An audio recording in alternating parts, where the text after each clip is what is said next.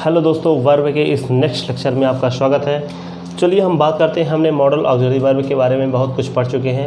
अब हमारा जो अगला मॉडल ऑक्सिलरी वर्ब का जो प्रकार है कौन सा है? यूज्ड टू का प्रयोग। ठीक है, तो यूज्ड टू का प्रयोग कहाँ पर किया जाता है? यूज्ड टू का प्रयोग पास्ट हैबिट और सिचुएशन को दर्शाने के लिए किया जाता है। ठीक है, जैसे हम उदाहरण के रूप में देखते हैं, he used to study till 10 PM। ठीक है, तो यहाँ पर यूज्ड टू क्या है? मॉडल ऑक्सिलरी वर्ब का प्रयोग हुआ है। ठीक है, अब इसका प्रयोग किस रूप में हो सकता है? इसका प्रयोग 3 रूप में हो सकता है, अफर्मेटिव, नेगेटिव या इंटरोगेटिव रूप में हो सकता है। ठीक है, कैसे कैसे प्रयोग करते हैं ध्यान रखिएगा। तो he used to come here. ठीक है, he used to come here affirmative रूप में हो गया। यदि हमें नॉट लगाना है तो नॉट कहाँ पे लगाएंगे? He used to not, he not used to, तो ही यूज्ड नॉट टू, ध्यान रखिएगा, he used not to come here, इस प्रकार का प्रयोग करेंगे। यदि इसी को इंटेरोगेटिव लगाना है तो क्या करेंगे? यूज बाहर लाएंगे, यूज टू बाहर लाएंगे। ठीक है, तो यहाँ पर क्या है? यहाँ पर यूज्ड को बाहर लाएंगे और बाकी जो टू है वो क्या रहेगा? अपने सेम स्थान पे रहेगा। पर ध्यान रखिएगा, जब भी यूज्ड टू का प्रयोग होगा, ठीक है, तो वहाँ पर वर्ब के टू के बाद वर्ब का कौन सा रूप आएगा? वर्ब का फर्स्ट फॉर्म ही आएगा, he used to come here. ठीक है, V1 का ही रूप यहाँ पर आएगा। चलिए, कुछ ऐसे वर्ड हैं, ठीक है, जो जिनके बाद V1 का प्रयोग नहीं होता है। ठीक है, देखिए नॉर्मली क्या होता है कि टू के बाद V1 का प्रयोग होता है, क्योंकि ये इन्फिनेटिव का रूप होता है 2 + V1। ठीक है, परंतु कुछ ऐसे वर्ड होते हैं जिनके बाद V1 का प्रयोग नहीं होता है। ठीक है, कौन कौन से वर्ड ऐसे होते हैं?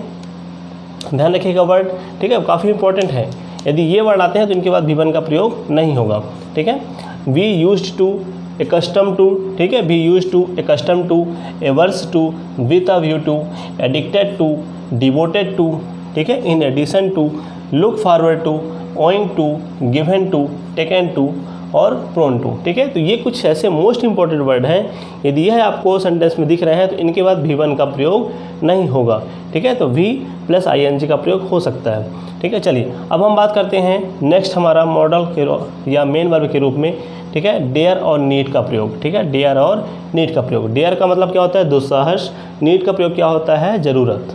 ठीक है, तो यहाँ पर देखिए डेयर और नीड का प्रयोग हम मॉडल और मेन वर्ब दोनों के रूप में कर सकते हैं। मॉडल के रूप में भी कर सकते हैं और मेन वर्ब के रूप में भी कर सकते हैं। जैसे एग्जाम्पल के रूप में he needs me, he needs मी, तो यहाँ पर किस रूप में प्रयोग हुआ है? तो यहाँ पर जो नीड्स का प्रयोग हुआ है किस रूप में हुआ है? मेन वर्ब के रूप में प्रयोग हुआ है। ठीक है, नेक्स्ट एग्जांपल की बात करते हैं, you need not to come tomorrow. ठीक है, तो यहाँ पर जो प्रयोग हुआ है नीड का, तो वो किस रूप में प्रयोग हुआ है? तो ये प्रयोग हुआ है मॉडल के रूप में। आगे फिर क्या है? जो कम है वो क्या है? मेन वर्ब है।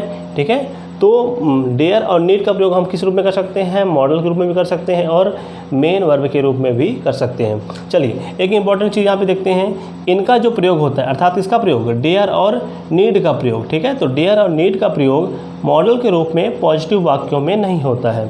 ठीक है, ध्यान रखिएगा, यदि हम मॉडल के रूप में उसका प्रयोग कर रहे हैं तो किस रूप में नहीं होता है? पॉजिटिव वाक्यों में नहीं होता है। जैसे यहाँ पर आप देखेंगे कि मॉडल नीड लगा हुआ है, परंतु वाक्य कैसा है? निगेटिव वाक्य है।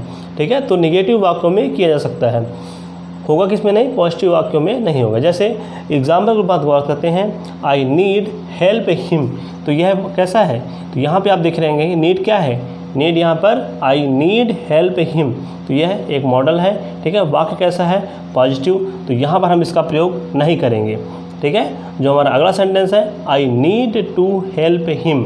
ठीक है, I need to help him, तो यहाँ पर वाक्य कैसा है ये? ठीक है, तो यहाँ पर ध्यान रखेंगे, यहाँ पर नीड टू का प्रयोग हुआ है और वाक्य क्या है?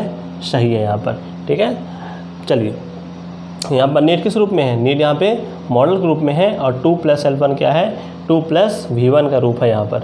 ठीक है, चलिए अगला हम बात करते हैं प्राइमरी ऑक्सिलरी वर्ब के रूप में। ठीक है, ये हमारे मॉडल ऑक्सिलरी वर्ब के पूरे रूप हो चुके हैं। ठीक है, अब हमें किस रूप में प्रयोग करना है?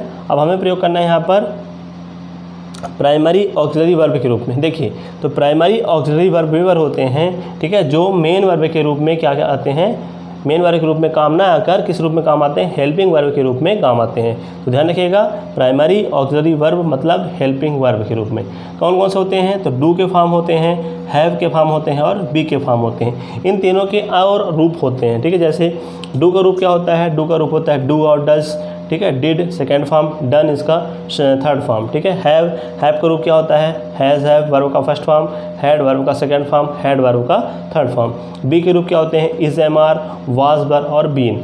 तो जब हम सेंटेंस पढ़ेंगे, सेंटेंस की स्ट्रक्चर पढ़ेंगे, तो इन सभी में जो हेल्पिंग वर्ब का प्रयोग होगा, ठीक है, उस समय इसके डिटेल्स इसमें देखेंगे किस पार्ट में, सेंटेंस के पार्ट में इस पूरे जितने भी हेल्पिंग वर्ब हमारे हैं इन सभी का हम विस्तृत अध्ययन करेंगे कि कहाँ पर किस वर्ब का प्रयोग किस रूप में होता है, ठीक है। अब इसके बाद जो आता है मेन वर्ब आता है, ठीक है। तो मेन वर्ब क्या होता है, जो सेंटेंस में मेन वर्ब के रूप में, मुख्य क्रिया के रूप में काम आता है, उसे क्या कहते हैं, मेन वर्ब कहते हैं, ठीक है। इसे क्या कहते हैं, मुख्य क्रिया,